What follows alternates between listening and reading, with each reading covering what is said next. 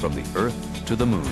We want the audience to come away at the end of every one of our episodes and say, I had no idea that those things went on. In a massive undertaking spanning 3 years and costing over $65 million, the production included filming in Orlando, Florida, at Disney MGM Studios, at the NASA Kennedy Space Center, and Edwards Air Force Base in California. Apollo program equipment was used for authenticity. The most accurate representation of the moon ever created was built on an enormous moon surface set. And over 600 visual effects shots were created to convey the reality and capture the visual poetry of spaceflight. 12 films tell the remarkable stories of the men, women, and machines of Apollo. The miniseries is the brainchild of Tom Hanks, Academy Award-winning actor and lifelong space nut. Tom has always been a huge fan of space. He has seen 2001: A Space Odyssey 24 times projected. He likes to say that. Not on tape, not on laser, projected. I think that NASA should probably send him up on the space shuttle just to calm him down. We're talking about one of the scripts on Gemini. And I said, well, you know, in this particular mission, there was a backpack that the astronaut would get out and fly around with. And it sort of looked like this. Tom said, yeah, I know. I made it as a model kit when I was a kid. I thought, geez, you know, he knows more about it than I did. I asked him if Lovell wore his Navy ring in space. And Tom goes, all 4 missions. Hanks directs Part 1 and wrote and stars in Part 12, while overseeing all aspects of production.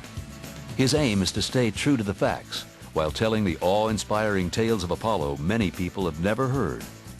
The miniseries is based in part on Andrew Chaikin's gripping chronicle of the Apollo program, A Man on the Moon. The interviews were really the backbone of the research, but there was so much other material. I mean, fortunately, NASA recorded everything that happened on the missions. So, you know, you get fantastic things like Pete Conrad telling Al Bean and Dick Gordon how nervous he is about finding the landing site that they're going to try to get to on Apollo 12. I got some kind of a horizon out there. I got some craters too, but I don't know where I am yet. He's up there saying, I hope I can find the surveyor, and then I hope I can land okay. God, it's making me nuts. Chaikin's book so outlined all the different missions, and I remember the day Tom came in and said, you know, what's amazing is there's a story in every single one of these missions. There's drama in every single one. What we'll be filming here today is Gemini 8.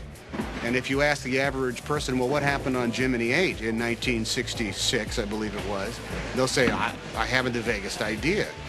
Well, if you say, well, 2 American spacemen almost died in space because of one of the retro rockets started firing without any explanation. They'll say, oh, really? Is that true? And that's interesting. And so, yeah, and you know what? And one of those guys was Dave Scott, the man who went to the moon and drove an electric car on Apollo 15. And he'll say, oh, really? I had no idea. You know who the other guy was? And they'll say, no, who was it? He'll say, well, only Neil Armstrong, the first man to step foot on the moon. There's no point in doing this show if you're going to make it up.